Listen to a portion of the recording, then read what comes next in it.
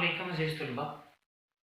ADS1 micro economics की class में professor Mohammad अमीन हाशमी आपको खुशामदीद कहता है। अज़ीज़ तलबा, आज हम ऑप्टिमाइजेशन को डिस्कस करेंगे कि ऑप्टिमाइजेशन क्या है। इससे पहले मैं थोड़ा सा आपको इंट्रोडक्शन देता हूँ कि हम ये स्टडी कर चुके हैं कि किस तरह से एक बिजनेसमैन प्रॉफिट को मैक्सिमाइज करता है, आउटपुट को मैक्सिमाइज करता है, रेवेन्यूज़ को मैक्सिमाइज करता है, और एक कंज्यूमर किस तरह से यूटिलिटी को मैक्सिमाइज करता है। और हम ये भी पढ़ चुके हैं कि किस तरह से कॉस्ट को मिनिमाइज किया जाता है। तो ये जो हमने फंक्शंस ऑलरेडी डिस्कस हमने कर लिए हुए हैं, इनको बेसिकली हम मिनिमाइज करना भी सीख चुके हैं और मैक्सिमाइज करना भी सीख चुके हैं। उनमें और इनमें ये फ़र्क है कि वहाँ पे किसी किस्म की कोई कंडीशन इम्पोज नहीं की जाती थी। अब जो हम टॉपिक शुरू करने लगे हैं, इसे हम कहते हैं ऑप्टिमाइजेशन। अब ऑप्टिमाइजेशन में भी दो चीज़ें होंगी। Number 1, maximization. Number 2, minimization. यानी कि इसमें भी हमने फंक्शंस को मैक्सिमाइज ही करना और मिनिमाइज भी करना है, लेकिन इसमें कंडीशंस इंपोज की जाएगी। यानी कि इसमें कंडीशन इंपोज की जाएगी जो कि मिनिमाइजेशन के लिए भी होगी और मैक्सिमाइजेशन के लिए भी होगी। यानी कि मिनिमाइजेशन के लिए भी होगी और मैक्सिमाइजेशन के लिए भी कंडीशंस इंपोज की जाएंगी, जिसको लिटरली इकोनॉमिक्स की इस्तिलाह में कॉन्स्ट्रेंट फंक्शन कहा जाता है। जबकि जिस फंक्शन को ऑप्टिमाइजेशन में आपने मैक्सिमाइज करना होता है या मिनिमाइज करना होता है, उन दोनों को हम कहेंगे बेसिक फंक्शन, और हम इनको ऑब्जेक्टिव फंक्शन भी कहते हैं। यानी कि चाहे वो मैक्सिमाइजेशन हो चाहे वो मिनिमाइजेशन हो, दोनों को हम क्या कहेंगे? बेसिक फंक्शन कहेंगे। यानी कि बेसिक फंक्शन कॉस्ट के पॉइंट ऑफ व्यू से या प्रॉफिट के पॉइंट ऑफ व्यू से हमें गिवन होगा, और साथ एक कंडीशन गिवन होगी जिसको मद्देनजर रख के हमने ये देखना है कि ये जो फंक्शन है मैक्सिमाइज हो सकता है या नहीं, मिनिमाइज हो सकता है या नहीं। तो नाज़रीन, सबसे पहले हम ये देखते हैं कि मैक्सिमाइजेशन में हम किस फंक्शन को बेसिक फंक्शन बना सकते हैं या हो सकते हैं। इसमें सबसे पहले तो यूटिलिटी, इसको हम मैक्सिमाइज करेंगे। सेकेंडली प्रॉफिट को, और थर्डली आउटपुट को, जिससे क्वांटिटी के साथ भी शो किया जाएगा। तो अजीज तुलबा, ये वो फंक्शंस हैं जिनको हमें मैक्सिमाइज करना है, और इनको हम बेसिक फंक्शन कहेंगे या ऑब्जेक्टिव फंक्शन कहेंगे। ये अपने ज़हन में रखें। इसी तरह मिनिमाइजेशन में कौन से जो फंक्शंस हो सकते हैं जिसको हम बेसिक फंक्शन कहेंगे? नॉर्मली कॉस्ट फंक्शन होता है जो कि बेसिक फंक्शन होगा। अब हमें ये जानने की जरूरत है कि जब यूटिलिटी फंक्शन होगा, चूंकि इसका कंसर्न होता है कंज्यूमर के साथ, तो इसमें जो कॉन्स्ट्रेंट फंक्शन होगा, यानी कि हम मैक्सिमाइजेशन को डिस्कस करनी है, यूटिलिटी का फंक्शन अगर गिवन हो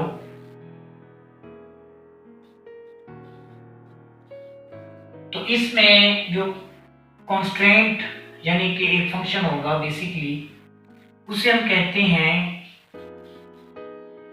इनकम कॉन्स्टेंट कह सकते हैं, इनकम कॉन्स्टेंट कहेंगे या बजट कॉन्स्टेंट कहेंगे।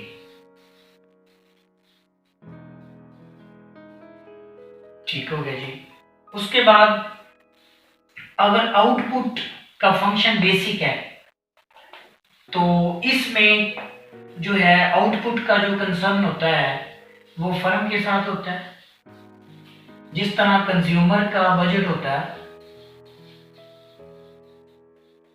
जिसको हम इकोनॉमिक्स की इस्तिलाह में बजट लाइन कहते हैं, इसे हम कहते हैं कि ये कंज्यूमर का बजट। इसी तरह अगर आउटपुट गिवन होगी जिसको आपने मैक्सिमाइज करना है, ये फर्म के पॉइंट ऑफ व्यू से क्योंकि प्रोडक्शन फर्म में होती है, तो यहाँ पे भी बजट होगा कंपनी का वो चीजें बनाने के लिए, तो उसे हम कहते हैं कॉस्ट कॉन्स्ट्रेंट। यानी कि स्पेसिफिक आउटपुट को प्रोड्यूस करने के लिए उसके ऊपर जो लागत आती है उसको कॉस्ट कॉन्स्ट्रेंट कहेंगे। तो ये किसके पॉइंट ऑफ व्यू से होगा? इनके पॉइंट ऑफ व्यू से। और अगर हम मिनिमाइजेशन के पॉइंट ऑफ व्यू से देखें तो जब मिनिमाइजेशन का फंक्शन गिवन होगा तो वो हमारा बेसिक फंक्शन होगा, और साथ जो कंडीशन गिवन करेगा मिनिमाइजेशन के पॉइंट ऑफ व्यू से, जिससे हम वो इसे हम कहेंगे आउटपुट कॉन्स्ट्रेंट। आउटपुट कॉन्स्ट्रेंट यानी कि आउटपुट कॉन्स्ट्रेंट जो होगी वो यहाँ पर कॉन्स्ट्रेंट फंक्शन के तौर पर हम इसको यूज करेंगे। तो बेसिकली ये चीज हमने अखज़ की कि ऑप्टिमाइजेशन के टॉपिक में जिसको आपने मैक्सिमाइज करना है या मिनिमाइज करना है वो बेसिक फंक्शंस होंगे, और साथ में कंडीशन गिवन होगी। उस कंडीशन को अगर मैक्सिमाइजेशन के पॉइंट ऑफ व्यू से है तो उसको हम क्या कह सकते हैं? इनकम कॉन्स्ट्रेंट और बजट कॉन्स्ट्रेंट। और वो यूटिलिटी के पॉइंट ऑफ व्यू से हो तो, और अगर आउटपुट के पॉइंट ऑफ व्यू से हो तो वो कॉस्ट कॉन्स्ट्रेंट, उसको हम कहेंगे कि ये कॉस्ट जो कंस्ट्रेंट है ये कंडीशन है। ठीक है, उसको मद्देनजर रखते हुए हम मैक्सिमाइज करेंगे। और अगर मिनिमाइजेशन है तो वो फिर आउटपुट कॉन्स्टेंट होगी। आइए नाज़रीन, अब हम बाकायदा तौर पर एक क्वेश्चन सॉल्व करते हैं और इन तमाम चीज़ों की रिहर्सल करते हैं कि किस तरह से एक फंक्शन को मैक्सिमाइज किया जाएगा या मिनिमाइज किया जाएगा, जो साथ में उन्होंने कंडीशन दी हुई है उसको मद्देनजर रखते हुए। ठीक है,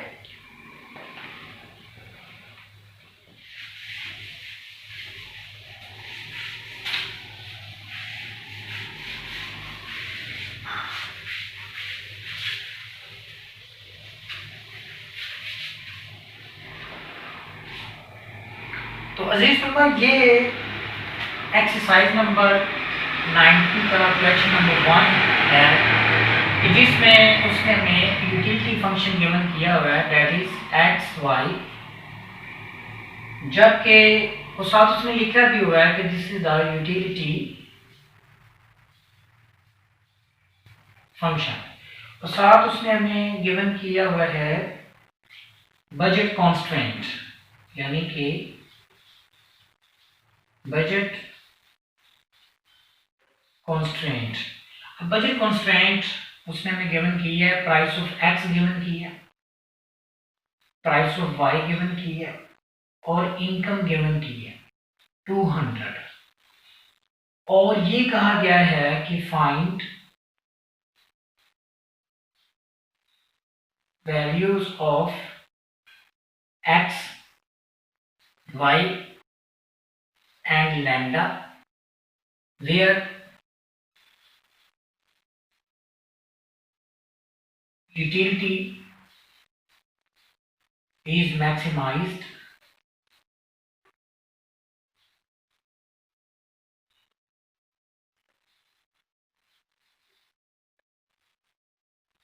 using necessary and sufficient condition। और आपने ये भी देखना है कि constraint function is also satisfied। ठीक है, तो ये सारी रिक्वायरमेंट्स हैं। तो अब इसमें एक चीज आपने ज़हन में रखनी है कि ये हमारा बेसिक फंक्शन है, यूटिलिटी फंक्शन, जिसको हमने मैक्सिमाइज करना है। तो अभी मैंने आपको इंट्रोडक्शन में बताया था कि जब यूटिलिटी फंक्शन होगा तो साथ इनकम कॉन्स्टेंट होगा। कैसे पता चला, एक तो मैंने कंसेप्चुअली आपको बता दिया। सेकेंडली यहाँ पे आप देखिए कि इनकम उसने गिवन की हुई है, तो डेफिनेटली ये इनकम कॉन्स्टेंट है। एक कंडीशन लगाई है कि आपकी इनकम इतनी है, उसने ये बता दिया है कि प्राइस ऑफ जो एक्स है वो 4 है, प्राइस ऑफ जो वाई है वो 10 है। तो अब हमने कैलकुलेट करना है कि किस तरह से हम इस कंडीशन को मद्देनजर रखते हुए यूटिलिटी के फंक्शन को मैक्सिमाइज कर सकते हैं। और हम जो मेथड यूज करेंगे वो बाय लैग्रेंजियन मेथड होगा। अब बाय लैग्रेंजियन मल्टीप्लायर ये मेथड है। अब अजीज तुलबा, यूटिलिटी फंक्शन गिवन है, जबकि ये जो बजट कॉन्स्टेंट है, जो इनकम कॉन्स्टेंट है जिसे हम कहते हैं, वो हमें बनानी पड़ेगी। तो वो कैसे बनती होती है? सिंपली वो ऐसे बनती है कि जो चीज़ आपने मालूम करनी एक्स है वो एक्स है, बीच में आप प्लस का साइन लगाएंगे, वाई मालूम करनी है वाई लिखी, ठीक है। उसके बाद इसको इनकम मेंशन कर देते हैं। एक्स आपने मेंशन किया तो आप लिखेंगे, इसको ऐसे लिख लें एक्स, इसके साथ प्राइस ऑफ एक्स लिख देते हैं। वाई है तो प्राइस ऑफ वाई लिख देते हैं। तो ये ऑटोमेटिकली जो एक इनकम कंस्ट्रेंट इक्वेशन है वो बन जाती है। तो इसमें अगर हम वैल्यूज को पुट अप कर दें तो वो क्या आ जाएगी, प्राइस ऑफ एक्स 4 है तो ये आ जाएगा 4x, प्राइस ऑफ वाई कितनी आ जाएगी 10, तो 10y, और इनकम कितनी आ जाएगी 200। ये देखें हमारे पास एक्चुअल जो कंस्ट्रेंट एक फंक्शन है वो बन चुका है इनकम कंस्ट्रेंट का। तो इसमें हमने ये मालूम करना है कि x के कितने यूनिट्स पे और y के कितने यूनिट्स पे यूटिलिटी को मैक्सिमाइज किया जा सकता है, और इस यूटिलिटी का जो कंसर्न होता है वो कंज्यूमर के साथ होता है। तो स्टूडेंट्स, सबसे पहले, और इसको हम किस मेथड से कर रहे हैं, लैग्रेंजियन मेथड से कर रहे हैं। और इसमें हमने नेसेसरी और सफिशिएंट कंडीशन दोनों को यूज करना है। तो सबसे पहले हम नेसेसरी कंडीशन को यूज करते हैं। तो सबसे पहले जब इस तरह का क्वेश्चन होगा तो आपने कांस्टेंट फंक्शन को कीप करना है कि कांस्टेंट फंक्शन इक्वल टू 0। अब हमने इसको 0 के इक्वल करना है। तो कैसे 0 के इक्वल होगा, इसको उठा दो नीचे, 200 नेगेटिव 4x नेगेटिव 10y। अब आपने इसको मल्टीप्लाई करना है लैम्डा के साथ, इसका रूल है 200 माइनस 4x माइनस 10y को आपने मल्टीप्लाई किया लैम्डा से और इसको ऐड कर दिया, यानी कि एडिंग, आपने इसको ऐड कर दिया टू बेसिक फंक्शन। जब आप इसको बेसिक फंक्शन में ऐड करेंगे तो ऐड करने के बाद आपने जब इसको ऐड करेंगे तो ये हम इसके साथ लैग्रेंजियन का जो कैपिटल वर्ड है, एक सॉरी कैपिटल लेटर है, उसके साथ इसको मेंशन कर देंगे। तो ये है जी बेसिक फंक्शन एक्स वाई। अब इसमें हम ऐड करेंगे इस मल्टीप्लायर को 200 माइनस 4x माइनस 10y, और जब हम मल्टीप्लिकेशन ओपन करेंगे तो क्या आएगा, x y plus lambda 200 negative lambda 4x negative lambda 10y। तो बेसिकली डियर स्टूडेंट्स, ये जो है ना आपका एक्चुअल फंक्शन बन गया है लैग्रेंजियन मल्टीप्लायर को अप्लाई करने के बाद। अभी हम नेसेसरी कंडीशन ही में हैं, और नेसेसरी कंडीशन में जब ये आपका एक्चुअल फंक्शन आ जाएगा तो इसमें आप देखें कि इसमें 3 वेरिएबल्स हैं। तो आपने क्या करना है, तीनों जो वेरिएबल्स हैं इनके आपने डेरिवेटिव्स लेने हैं। इसका हम ऐसे लिखेंगे ux uy u लैम्डा। अब डेरिवेटिव्स लेंगे, पार्शियल डेरिवेटिव्स लेंगे, इनकी फर्स्ट ऑर्डर पार्शियल डेरिवेटिव्स लेंगे with respect to x, with respect to y, with respect to lambda. तो जब हम इसको with respect to x derivative लेंगे तो जहां जहां x है वो आप देख रहे हैं कि ये x है, तो ये x खत्म हो जाएगा तो y रह जाएगा। फिर ये भी x है, ये x खत्म हो जाएगा क्योंकि इसकी पावर 1 है, 1 को इससे मल्टीप्लाई करेंगे तो वो x खत्म हो जाएगा। तो आ जाएगा -4 लैम्डा। इसको हमने 0 के इक्वल करना है क्योंकि नेसेसरी कंडीशन है। उसके बाद हमने क्या करना है, विद रिस्पेक्ट टू y लेंगे इसका डेरिवेटिव, तो ये आ जाएगा y आएगा तो ये x रह जाएगा क्योंकि y खत्म हो जाएगा। उसके बाद ये y है तो इसका डेरिवेटिव लेंगे तो y जो है ये खत्म हो जाएगा और -10 लैम्डा रह जाएगा, और इसको कीप करेंगे 0 के, और ये सेकंड इक्वेशन बन गई जो कि नेसेसरी कंडीशन है। अब हम इसका पार्शियल डेरिवेटिव लेंगे first order with respect to lambda, तो वो जहाँ जहाँ लैम्डा है ये देखिए जी, ये देखिए, ये देखिए, तो ये आ जाएगा 200 और लैम्डा खत्म हो जाएगा, ये आ जाएगा -4x, ये भी आ जाएगा जी -10y इज इक्वल टू 0, और ये थर्ड इक्वेशन आ जाएगी। अब चूंकि हमने इनकी वैल्यूज मूव करनी है तो नेसेसरी कंडीशन में वैल्यूज मूव की जाती हैं। तो इसका तरीकाकार ये है कि आपने क्या करना है, सॉल्व इक्वेशन 1 फॉर लैम्डा, यानी कि इक्वेशन 1 को आपने लैम्डा के लिए सॉल्व करना है। तो लैम्डा के लिए सॉल्व करेंगे तो ये ऐसे आ जाएगी y -4 lambda is equal to 0, y इधर चला गया नेगेटिव का, -4 लैम्डा, आई नीड लैम्डा, तो लैम्डा के साथ ये क्या हो रहा है, मल्टीप्लाई हो रहा है, उधर जाके डिवाइड हो जाएगा, तो इसका कोफिशिएंट 1 है, 1 ओवर -4 इंटू y, तो ये क्या आ जाएगा, लैम्डा इज इक्वल टू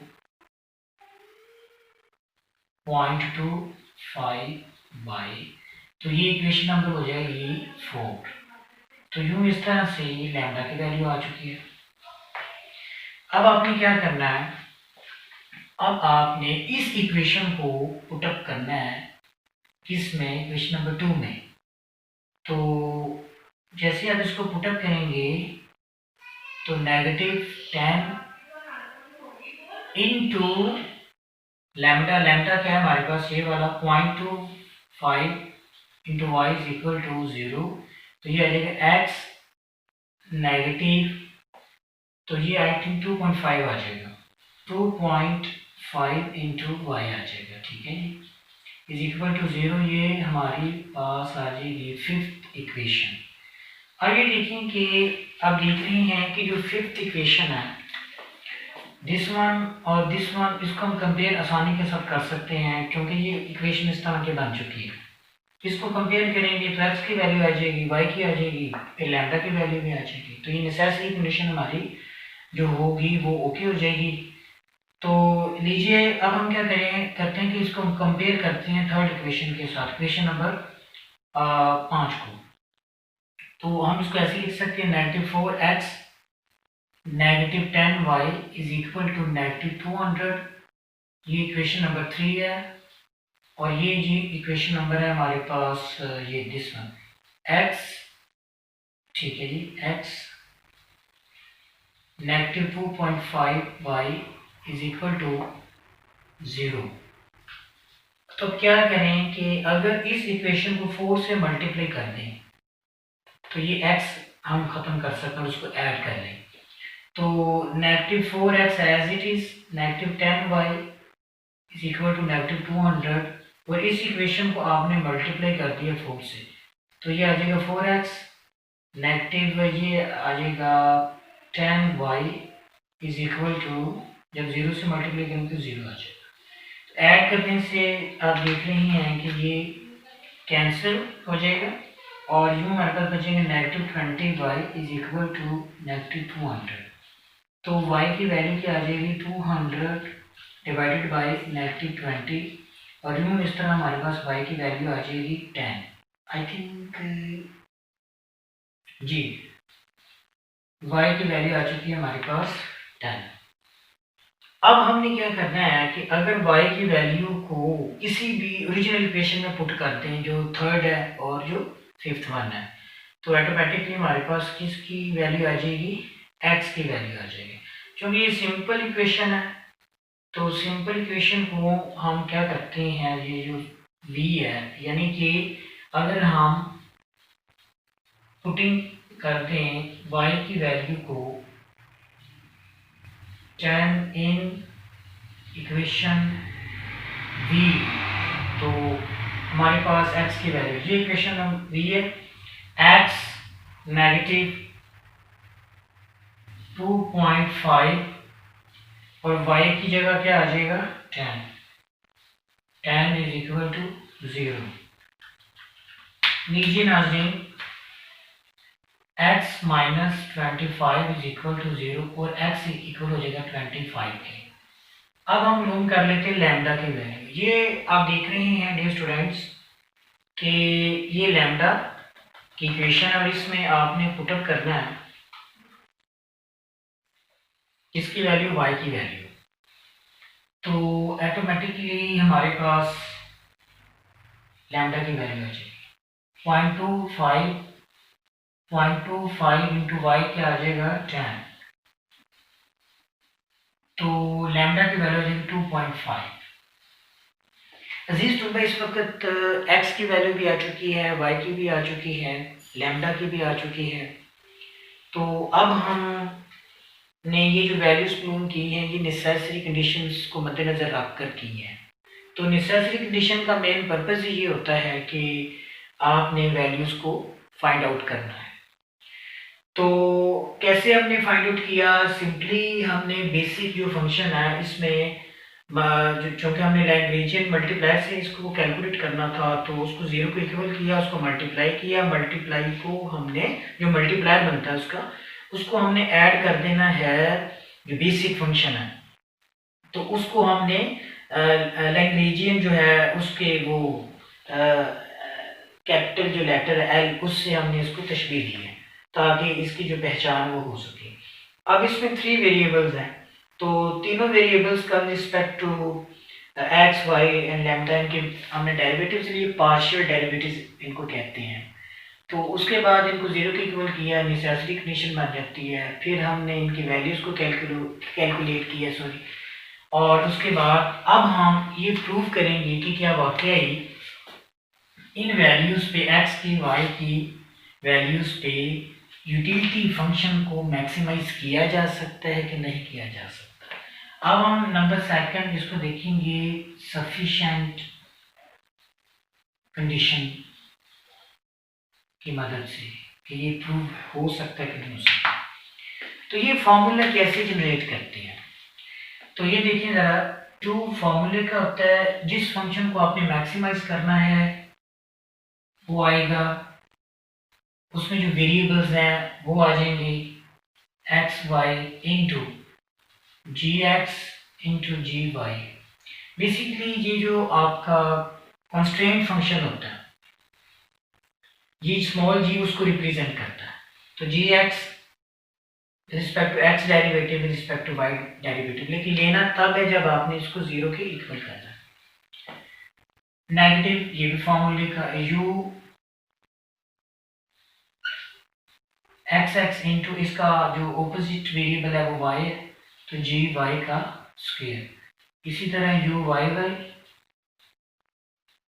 तो इसका ऑपोजिट वेरिएबल है एक्स, तो जी एक्स का स्क्वायर।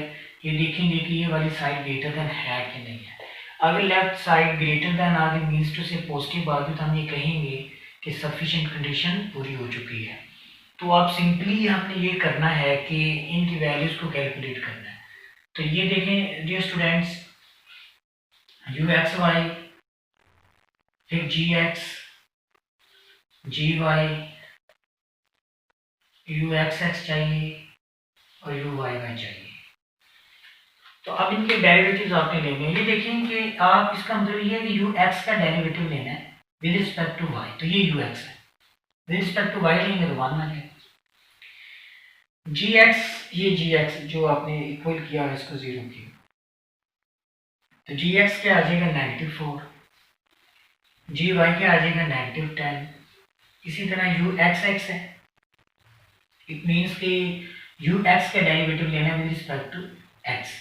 ये यू एक्स है विद रिस्पेक्ट टू एक्स लेंगे तो एक्स है ही नहीं है, लिहाजा यहाँ पे 0 आ जाएगा।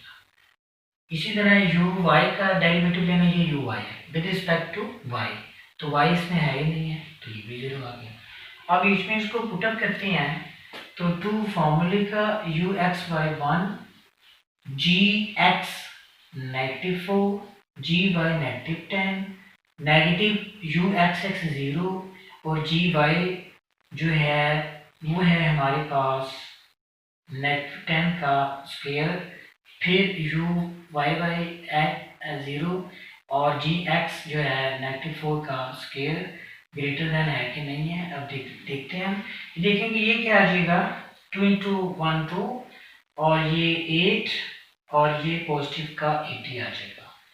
और ये जो पोर्शन है ये भी 0 आ जाना, ये भी 0 आ जाना नेगेटिव का। अब देखिए बेटा कि 80 पॉजिटिव है और दिस वन जो लेफ्ट साइड है ग्रेटर देन होती है, लिहाजा हम ये कह सकते हैं, बल्कि कहेंगे कि एट एक्स, इसे हम कहते हैं क्रक्स कह लें, इंटरप्रिटेशन कह लें, कि at x is equal to 25, y is equal to 10, the utility function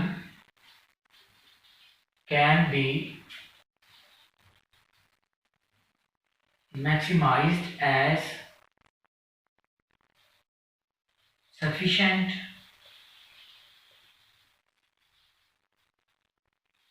condition is met and also constraint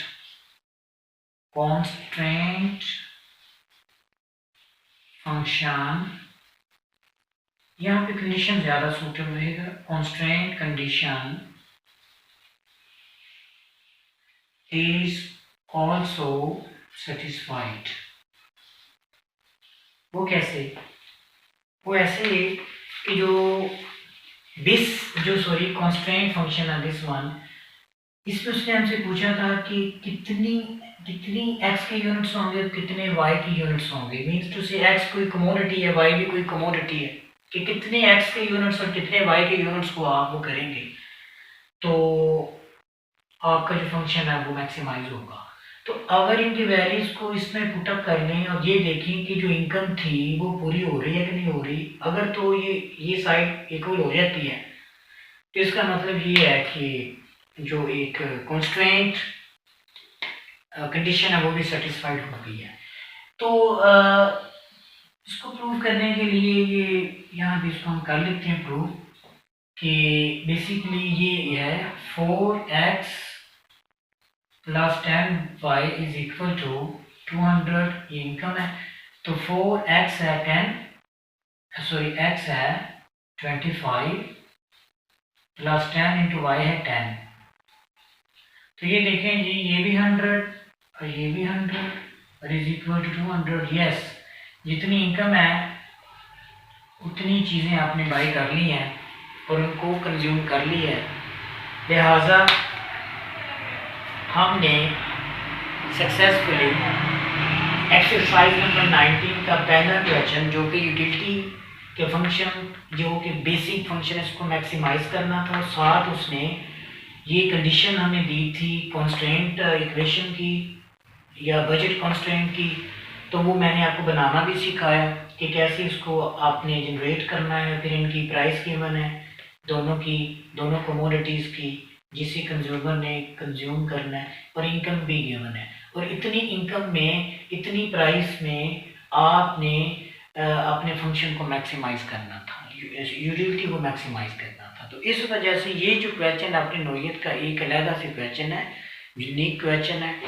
और इंशाल्लाह नेक्स्ट जो इसके क्वेश्चंस हैं वो भी आप आसानी से कर सकते हैं। क्वेश्चन नंबर 2 भी आप कर सकते हैं जिसमें आपने यूटिलिटी को मैक्सिमाइज करना है, जबकि क्वेश्चन नंबर जो 3 है उसमें आपने आउटपुट को मैक्सिमाइज करना है, और उसका जो एक कॉन्स्ट्रेंट जो एक फंक्शन है वो भी आपको गिवन किया हुआ है। तो आई होप सो कि आपको लेक्चर की समझ आई होगी इंशाल्लाह, और आपने अपने फीडबैक से ज़रूर हमें मुस्तफ़ीद करना है, अपने सजेशन ज़रूर हमें दिया करें। अब तक के लिए सिर्फ इतना ही, मुझे इजाज़त दीजिए, अपना ख्याल रखिएगा। अल्लाह हाफिज़।